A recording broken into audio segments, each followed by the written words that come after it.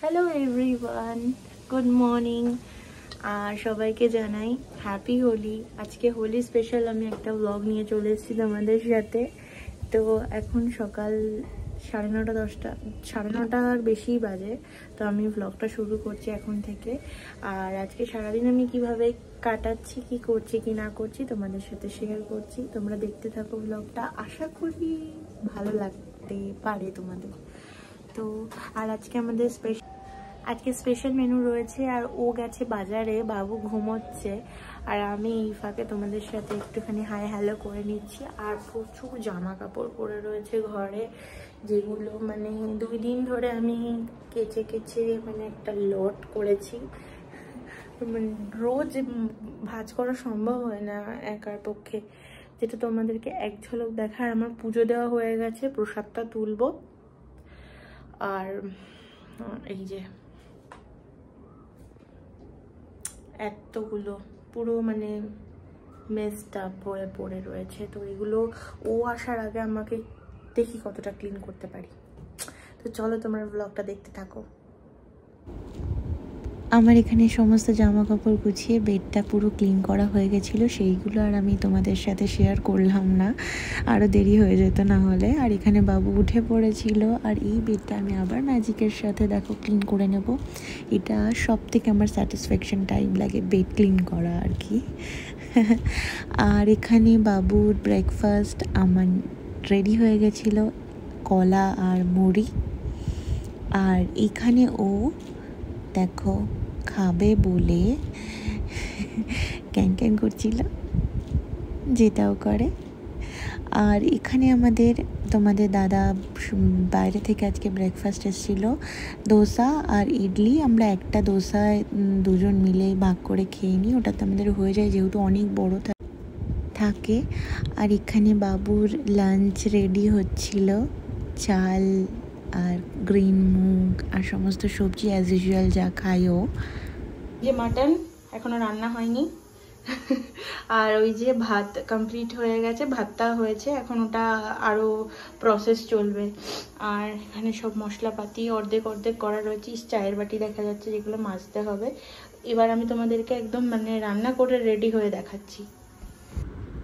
By the way, আজকে আমাদের Holi special menu হচ্ছে মাটন কষা আর পোলাও বাসমতি রাইসের। আর আমি প্রথমবার যেহেতু বাসমতি রাইসের পোলাও বানাচ্ছিলাম, তো সেটা বিরিয়ানি হয়ে গেছিলো, মানে পোলাও কম বিরিয়ানি বেশি। আর এখানে আমার পুরো রান্নাঘর ক্লিন হয়ে গেছিলো।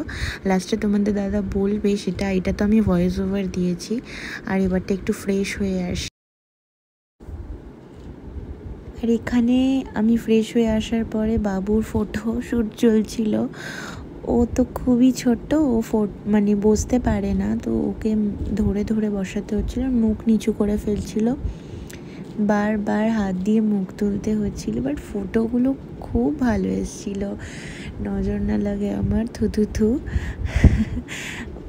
রং খেলছিল, সকালেও একবার আবির লাগিয়েছি। হ্যালো এভরিওয়ান, এদিকে এদিকে এদিকে দেখো মামা।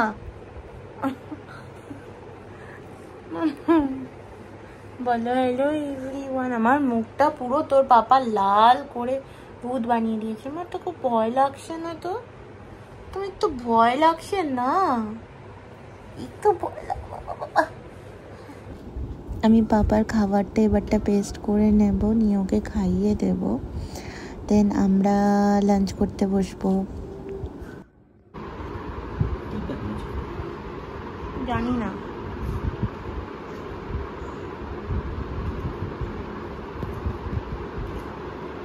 ভালো হয়নি না? বিরিয়ানি হয়ে গেছে। বিরিয়ানি টাইপ অফ হয়ে গেছে। কি করে বিরিয়ানি হয়ে গেল? বিরিয়ানি টাইপ অফ হয়ে গেছে, কিন্তু খারাপ হয়েছে। না ভালো হয়েছে। মাটনটা